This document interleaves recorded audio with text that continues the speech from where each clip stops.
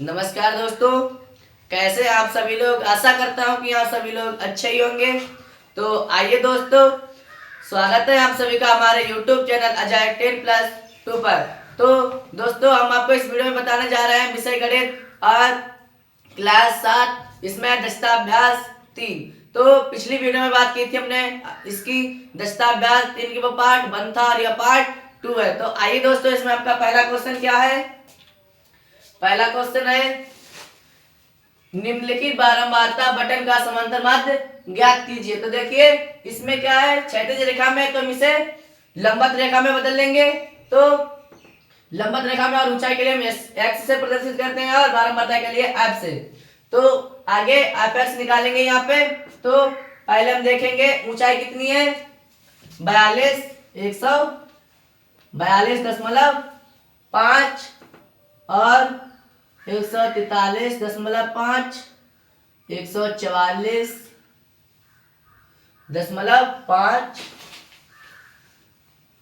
145.5,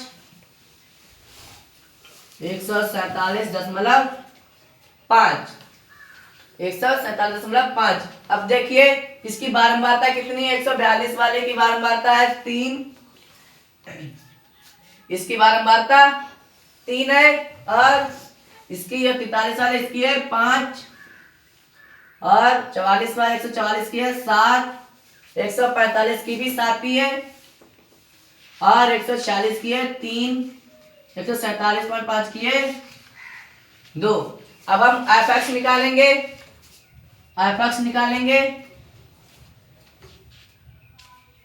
बारंबारता यहाँ पे। तो देखिए अब जो एफ ये है एक्स, ये जब हम एफ की गुणा एक्स से करेंगे तभी तो एफ एक्स आएगा। तो ऐसे यहाँ पर हम गुणा करेंगे, 3 की गुणा हम इससे करेंगे, 3 पंजे 15 के 5 हासिल 1। अब 3 दूनी 6 और 1 हासिल वाला 7, 3 चक्कू 12 के 2 हासिल 1, 3 एकम 3 और 1 हासिल वाला 4 हो गए। तो अब देखिए दूसरे में हमें एफ एक्स निकालना है। इसमें क्या है, यहाँ पर 1 के बाद पॉइंट लग जाएगा।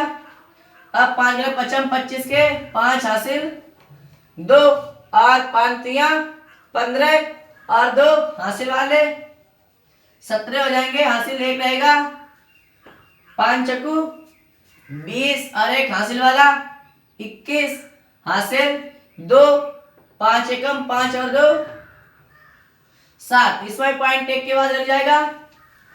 अब दूसरा देखिए, 7 की गुणा हम इससे करेंगे तो कितना आएगा, 7 पन्ना 35 के 5 हासिल 3, और 7 चौक 28 और 3 31 हासिल 3, 7 चौक 28 और 3 31 फिर हासिल 3। अब 7 एकम 7 और 3 हासिल कितने हो जाएंगे, 10। अब यहां पर भी 1 के बाद पॉइंट लग जाएगा।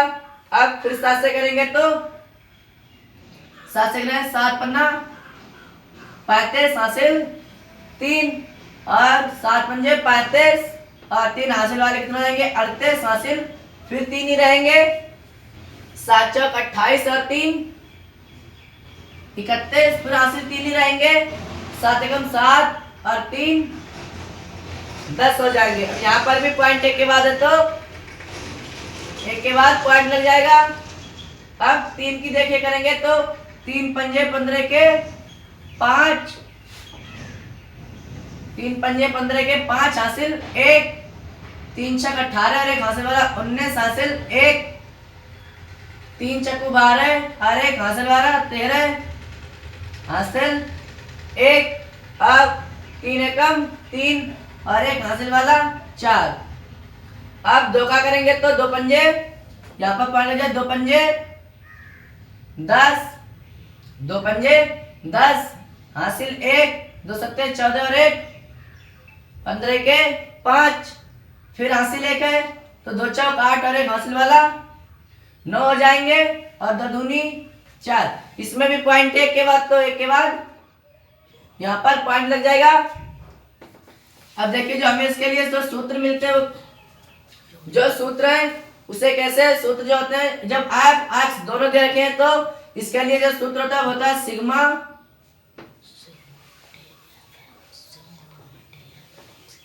वो अगर हमें साड़ी में देते तो उसके लिए होता है सिग्मा एफ एक्स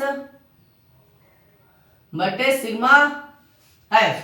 अब देखिए हमें एफ एक्स तो पता लग गया, लेकिन सिग्मा नहीं पता लगा। तो सिग्मा का मतलब होता है जो संख्या होती है उनका जोड़। तो अब हम इनके लिए जोड़ेंगे तो सिग्मा एफ एक्स आ जाएगा, और क्या है सिग्मा एफ, एफ तो है, सिग्मा निकालेंगे तो इनके लिए भी जोड़ लेंगे। तो कितना आएगा, इन्हें जोड़ लेते हैं तो 3 5 8, 8 और 7 15 और 7 22, 22 और 5 27, कितने आएंगे 27, 8 7 15, 15 और 7 22, 5 27 आएंगे। ये क्या है सिग्मा एफ, कितना आ जाएगा 27। अब इसमें इसके लिए जोड़ेंगे, इससे तो हमें कोई मतलब ही नहीं क्योंकि हमने गुणनफल इधर लिख लिया है। अब इसे निकालेंगे, इसे बोलते हैं सिग्मा एफ एक्स। अब इसे जोड़ेंगे, देखिए 5 और 5 10, 15 20 25, 25 के 5 हासिल 2 थे वो 7 में जुड़ गए 9, 9 और 7 16, 17, 17 और 8 26, सॉरी 17 और 8 25, 25 और 9 34 हो जाएंगे, 34 और 5 39 हो जाएंगे, 9 हासिल 3, जो 3 है इसमें जुड़ जाएंगे 5 6 और यहाँ पर 3 5 6, एक ये हो जाएगा 7 और ये 8, 8 और 3 11 हो जाएंगे, और 9 20 का 0 हासिल 2 हो जाएगा। अब इसमें जोड़ लेंगे तो कितना हो जाएगा 6 और 7 13, 13 और यहाँ पर 0 है तो 13, और आगे आएंगे तो यहाँ पर 4 है, 13 4 17, 17 और 2 19, न लिख लेंगे हासिल 1 रहेगा क्योंकि संख्या में आगे हैं तो 1 रहेगा। अब एक हासिल वाला इसमें जोड़ लेंगे, कितना हो जाएंगे 4 4 हो जाएंगे, नहीं वो तो 3 तक जुड़ गया। अब यहाँ पर एक है, एक इसमें हो जाएंगे 5 6 हो जाएंगे, तो यहाँ पर 6 लिख देंगे, कितना आएगा हमारा जोड़ इतना। अब पॉइंट के एक पॉइंट क्या है तो यहाँ पर पॉइंट भी लगा देंगे। अब समांतर माध्य कहता है तो समांतर माध्य हम क्या करेंगे, समांतर माध्य मैंने आपको सूत्र बताया क्या है sigma F x, sigma F x बटे सिग्मा एफ। तो देखिए अब सिग्मा एफ एक्स पर क्या है,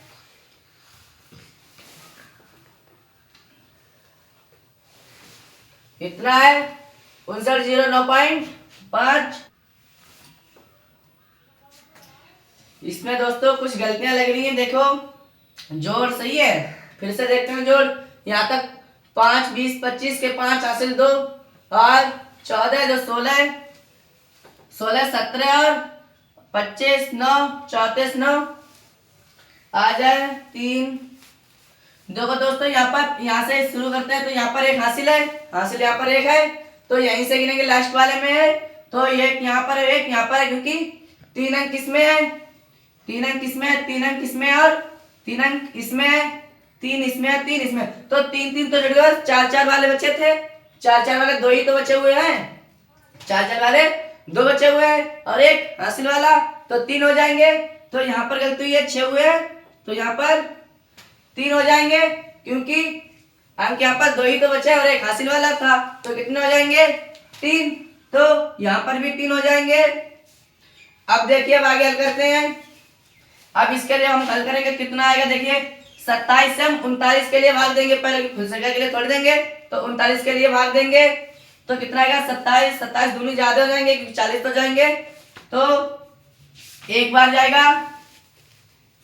अब कितना आएगा देखिए 27 जब 39 है 39 इसमें से 27 हटा दें कितना आएंगे 2, 1 बचेगा 1 यहाँ पर बचेगा 2 यहाँ पर, तो जो अगली संख्या उतारेंगे 0 आ जाएगी अगली संख्या। तो हम क्या करेंगे 27, जब हम 27 की अब हम यहाँ से देखते हैं 4 से गुणा करेंगे 8 हो जाएंगे, 8 हो जाएंगे, और ये तो 10 के करीब में आएगा, तो हम फिर 4 इसमें 4 से करेंगे 4 बार देंगे कितने आएंगे 27 हैं, तो यहाँ पर कितने हो गए 120। अब 4 से हम गुणा करेंगे 7 चौक 28 हासिल 2, और 4 दूनी 8 और 2 10, इसमें कितने बचे 20, इसमें 20 नहीं, यहाँ पर घर जाएंगे, यहाँ पर बचेंगे 2 बचेंगे, यहाँ पर 1 बचेगा।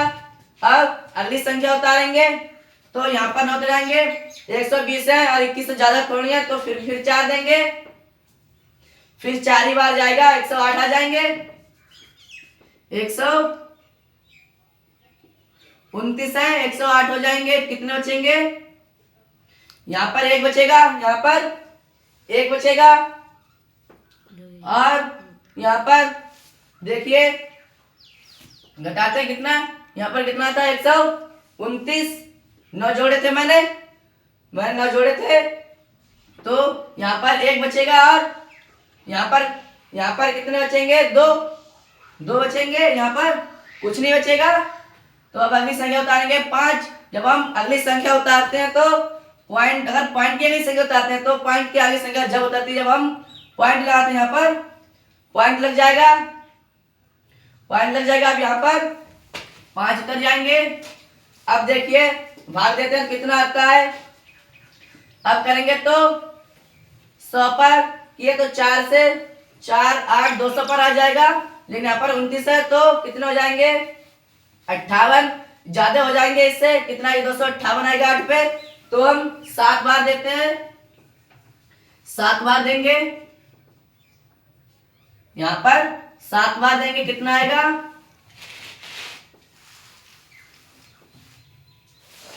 आएगा यहाँ पर कितना बचा था 129 से 108 घटाए थे तो कितना बचा था 1 2 21 और 5 315। अब देखिए जब हमने 7 बार दिए, अब 7 की हम गुणा करेंगे 27 से, कितना आएगा 7 से 49 हासिल 4, और 7 दूनी 14 और 4 18, 1 डायली 15 में से 15 कितने बचे 6, और यहाँ पर 10 में से 2 जाएंगे, कितने बचेंगे 10 में से 2 जाएंगे बचेंगे 8 जाएंगे, बचेंगे 2, और यहाँ पर डायली इतने बचेंगे तो कितना आ जाएगा। और जब पॉइंट लगाया मैंने तो हम पॉइंट के बाद संख्या बढ़ा सकते हैं, तो 260 हो जाएगा। अब देखिए 8 पे कितना आता था, हमने आपको बताया अभी 200, जब 229 है 129, 4 पे आया था कितना 108, हम इस पर 2 से करेंगे कितना आएगा 258 आएगा, क्योंकि 129 था वहां पे भी 258 आएगा। तो हम अब 8 भी नहीं देंगे क्योंकि ज्यादा, यहाँ पर तो 9 बार देके देखते हैं, 7 नीम 63, 7 नीम 63 और 7 दूनी 14 और 6 20 हो जाए तो 8 बार जाएगा, कट जाएगा, या फुल संख्या कट जाएगी तो कितना आएगा 144.78। अब देखिए इसमें अगर संख्याएं पहली संख्या की जो अगली वाली संख्या पॉइंट के आगे अगर 5 से कम होती है तो हम वैसे लिख लेते हैं, अगर 5 से अगर ज्यादा होती है तो आपने सुना होगा सन्निकटन मान जो होता है उसी तरफ से लगभग में आंसर आता है। तो यहाँ पर 5 से ज्यादा है तो यहाँ पर ये 8 ना लिख करके हम, इतना भी आंसर सही है वैसे, अगर इतना ना लिख करके हम 144 अब यहाँ पर जब 8 हट जाएंगे तो यहाँ पर 8 हो जाएंगे, हम इतना भी लिख सकते हैं, आंसर दोनों सही है, तो इतना ही आपका आंसर होगा। तो आइए अगले क्वेश्चन पे। अगला क्वेश्चन आपका क्या है, रविवार के दिन किसी बेकरी की दुकान में हुई विभिन्न वस्तुओं की बिक्री नीचे दी गई है। देखिए दोस्तों ये आपका पॉइंट वाला क्वेश्चन पहले ही हो गया, तो ये वाला नहीं आपका, ये 5वां क्वेश्चन है, सॉरी 5वां क्वेश्चन बकाया है। तो 5वां क्वेश्चन क्या है, नीचे दी गई तालिका में किसी क्षेत्र की एक वर्ष में विभिन्न खाद्यान्नों में उत्पादन के आंकड़े दिए गए हैं। जो ऐसे गेहूं है, मटर है, चना है, गेहूं, धान है, इसके जो बिक्री हुई, उत्पादन जो की जो फसल में उगाया गया उसका आंकड़े में दिए गए हैं आंकड़ों का पाई ग्राफ बनाइए। तो देखिए यहाँ पे इसमें क्या होगा,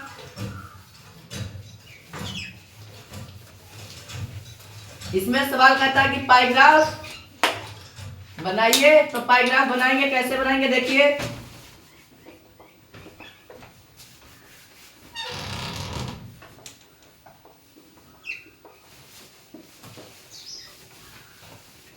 देखिए हम पाई ग्राफ बनाएंगे। पाई ग्राफ हम कैसे बनाते हैं, पाई ग्राफ बनाते हैं ऐसे गोल में। तो यहाँ पर भी गोल में बनेगा। सबसे पहले हम क्या करेंगे देखिए, डाले तो सबसे पहले तो हमें, अगर हम किसी भी समांतर माध्य वाले सवाल लगाते हैं उसमें क्या करते हैं, अगर करेंगे आंकड़े को पाई ग्राफ में पढ़ते तो सबसे पहले तो उनका मान निकालेंगे, केंद्रीय कोण निकालेंगे। तो केंद्रीय कोण हम जब भी निकाल सकते हैं जब हमें पता हो कि जो कुल उत्पादन है वो कितना है। इससे हम कुल निकालेंगे तो सबको जोड़ लेंगे, कितना, ये 4 और 4 8 8 और जो 6 14 14 और 2 16 और 20 कितने हो जाएंगे, 36। अब हमको ये पता है कि जो कुल उत्पादन है वो कितना है लाख टन में, तो 36 लाख टन हो जाएगा। अब आगे करेंगे, अब हम गेहूं वाले को निकालेंगे, सॉरी मक्का है पहला नंबर, मक्का वाला निकालेंगे।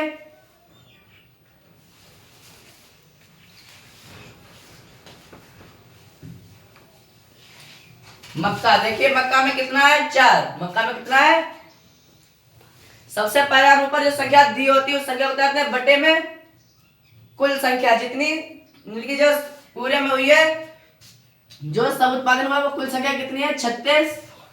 हम कुल उत्पादन वाली संख्या लिखेंगे गुणे में। अब देखिए जो हम पाई ग्राफ बनाएंगे वो कैसा बनाएंगे, गोल। तो जब हम गोल जब इसमें से पता लगाएंगे तो ये पूरा कितना का होता है 360 का होता है। ये पूरा कितने का होता है 360 का। तो देखिए अब जब इसी से निकालते हैं इसका केंद्रीय कोण निकालेंगे तो 360 से गुणा कर देंगे। अब देखिए हम इसे हल करेंगे तो कितना आएगा, 10 बार जाएंगे 36 से 10 बार जाएंगे 36 से हम 36 और 0 और 10 की गुणा करें कितना आएगा 40। मक्का का कितना आ गया 40। इसमें जो 40 है वो मक्का। अब देखिए अब आगे क्या है, मटर। मटर भी 4 ही है और मक्का भी 4 थी तो इसका भी 40 ही आएगा। मटर कितना आएगा 40 अंश। अब गेहूं चना का देखिए, अब चना का निकालेंगे। देखिए चना का कितना है 6 उत्पादन में 6 लाख टन दे रखा है। अब और जो कुल है, कुल उत्पादन कितना है 36 लाख टन। तो 36 और जो पाई ग्राफ में हम करेंगे वो 300 गुणा कर देंगे 360। अब 36 से काटेंगे कितना आएगा 10, कितना आएगा 10 और 10 से गुणा करेंगे कितना आएगा 60। अब गेहूं वाला निकालेंगे। गेहूं का निकालेंगे। गेहूं का कितना दे रखा है 10 और कुल है 36 गुणा 360, 10 आ जाएगा और 10 की गुणा करेंगे तो 100 आ जाएगा। 10 10 100 आ जाएगा। ऐसे ही हम धान का निकालेंगे। धान का कुल कितना दे रखा है 12 और जो सब फसल है कितना कुल दे रखा है 36 गुणे 360 अब काटेंगे कितना आएगा 10 और 10 की गुणा जब 12 से करेंगे तो कितना आएगा 120 अंश आएगा। तो अब इसमें देखिए हम इसमें दर्शाएंगे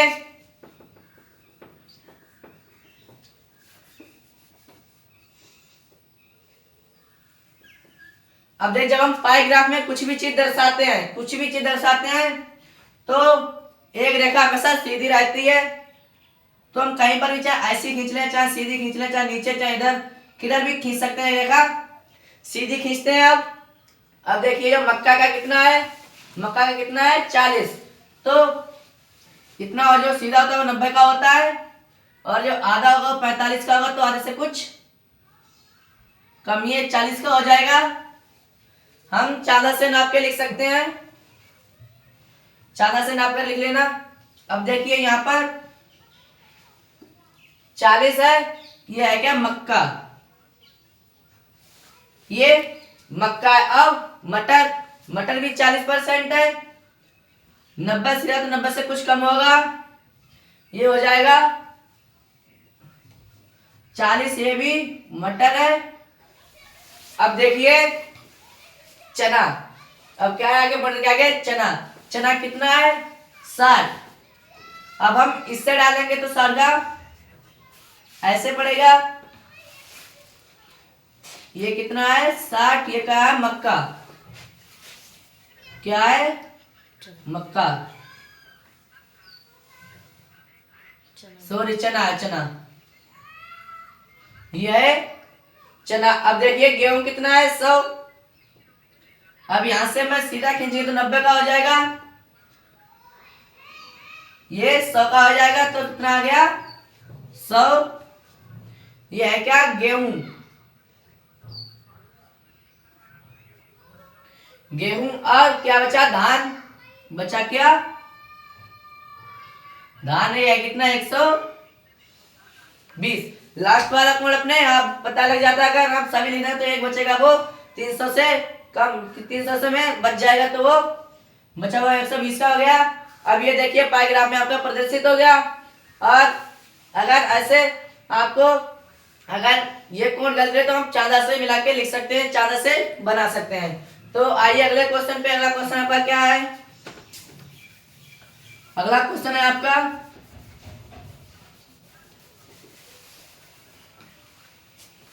अब देखिए अगला क्वेश्चन आपका क्या है,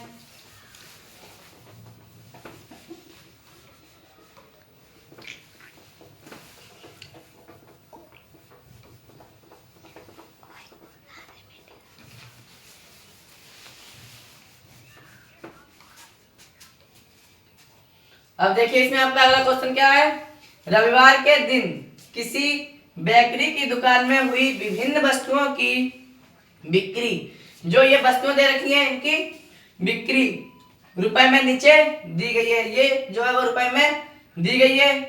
अब क्या है, त्रिज्या खंडों के केंद्रीय कोण ज्ञात करके सारणी बनाइए, और जो सारणी है इसका प्रयोग करके पाइग्राफ चार्ट बनाना, पाई चार्ट बनाना, जो अभी हमने बताया था पहले पिछले क्वेश्चन में हमने बताया था वैसे ही चार्ट बनना है इसमें भी। तो इसमें हम देखिए क्या करेंगे, इसमें सबसे पहले तो मैं इसका केंद्रीय कोण निकालेंगे, केंद्रीय कोण निकालेंगे। देखिए ये जो है कुल, ये जो सभी बिक्री हुई है, तो ब्रेड की हुई 320, और जो मीठा बिस्कुट था उसकी 120, नमकीन बिस्कुट था उसका 160, और जो पेस्ट्री थी उसकी पेस्ट्री की है 80, और जो अन्य वस्तुएं कुछ और भी हैं उनकी 40। तो हम लिख लेंगे कुल बिक्री, कुल बिक्री कितनी हुई है, इन्हें जोड़ देंगे तो 0 और 4 10, और 10 और 4 14, और 8 22, हासिल 2 2 3 5 और 2 7, कितना आएगा 720। तब कुल बिक्री कितनी है 720। अब हम केंद्रीय कोण निकालेंगे, देखिए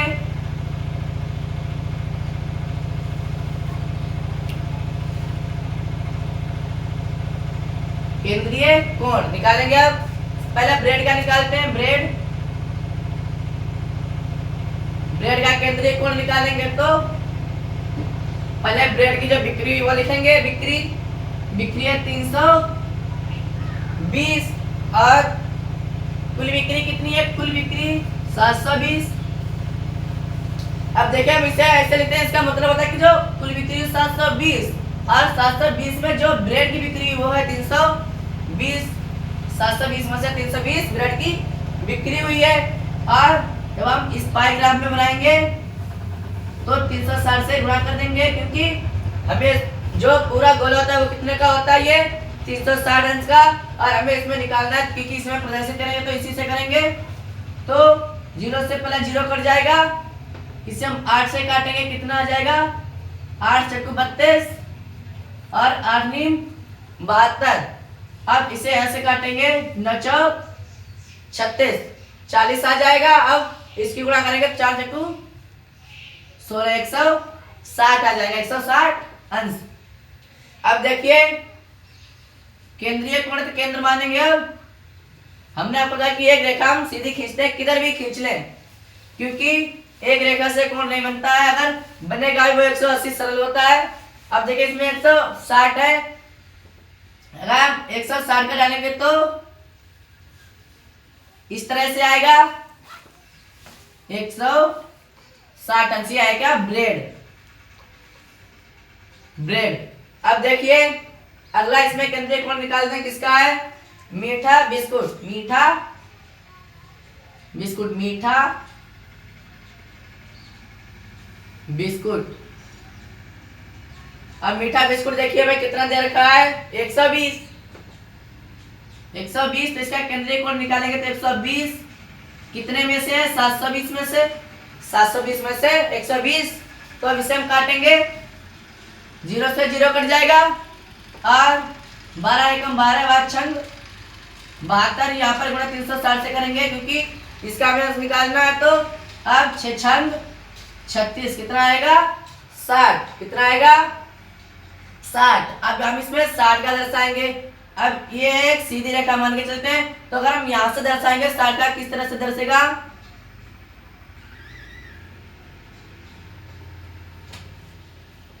साठ का कुछ इस तरह से होगा, कितने अंश का है 60 अंश का। ये है क्या मीठा बिस्कुट, मीठा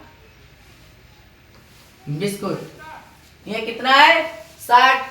अब देखिए अब क्या इसमें नमकीन बिस्कुट, अब इसी में हम नमकीन बिस्कुट का निकालते हैं। देखिए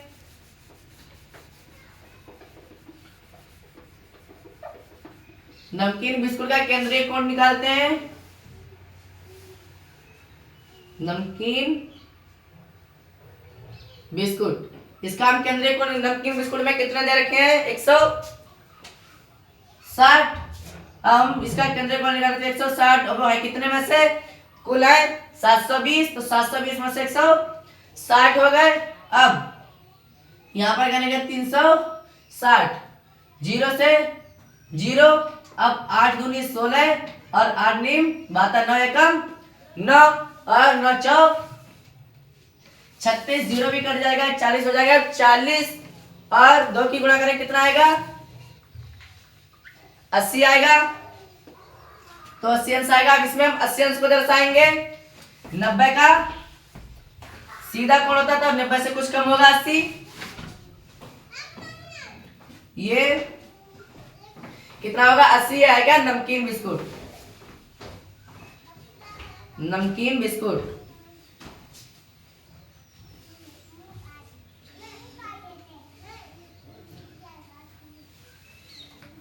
नमकीन बिस्कुट। अब देखिए नमकीन बिस्कुट का निकाला, पेस्ट्री का निकालेंगे। पेस्ट्री में कुल कितनी दे रखी है 80 दे रखी है पेस्ट्री, तो कितना हो जाएगा 80 और है कितने में से 720 में से, तो गुणा 360 हो जाएगा क्योंकि हमें इसमें दर्शाना है। तो जीरो से जीरो कट जाएगा, 8 एकम 8 नीम 72, 9 9 चौक 36 कितना आएगा 40। तो जो हम सीधा कोण ये तो 90 का होगा, तो इसमें कुछ कम होगा इस तरह से, ये 40 का होगा, ये कितना क्या होगा पेस्ट्री, पेस्ट्री बोले पेस्ट्री बोले कोई दिक्कत नहीं है। पेस्ट्री कितनी है 40 अंश की, कितने की है 40 अंश की। तो अब ये बचा हुआ क्या है देखिए अन्य, बचा हुआ है अन्य कि ब्रेड हुए बिक्री में और मीठा बिस्कुट, नमकीन बिस्कुट और पेस्ट्री, और जो अन्य कुछ और भी वस्तुएं बिक्री में हुई हैं वो पता नहीं है। देखिए कितनी है 40 बटे 720, क्योंकि कुल है 720 और गुणे में 360 हो जाएंगे, तो जीरो से जीरो कट जाएगा, जीरो से जीरो कट जाएगा। अब यहाँ पर काटेंगे तो कितना आएगा, यहाँ पर 40 यहाँ से करते हैं, 0 से 0 कट जाएगा, 36 से कम 36 दूनी 72। अब 2 से काटेंगे कितना आएगा 20, 20 दूनी 40, तो कितना आएगा इसका 20 अंश जो अन्य है वो कितने हैं 20 अंश, कितने हैं 20, तो ये हो जाएगा 20 और ये है क्या अन्य। हमें पता नहीं है कि किस चीज की बिक्री हुई है, तो इसमें क्या कहता है देखिए, केंद्रीय कोण ज्ञात कीजिए। केंद्रीय कोण हमने ज्ञात किया और क्या कहता है, सारणी बनाइए और इस सारणी का प्रयोग करके पैराग्राफ 4 बनाइए। सारणी भी बनाने के लिए कहता है तो हम सारणी बना लें, सारणी पहले बनाए ये बाद में लिखना, पहले सारणी बना लेते हैं क्योंकि सवाल में सारणी भी बनवाता है। अगर सारणी के लिए नहीं कहता तो हम सारणी नहीं बनाते, तो हम सारणी बनाएंगे, एक तरफ लिख लेंगे वस्तु और क्या है बिक्री लिख लेंगे और केंद्रीय कोण लिख लेंगे, केंद्रीय कोण लिख लेंगे।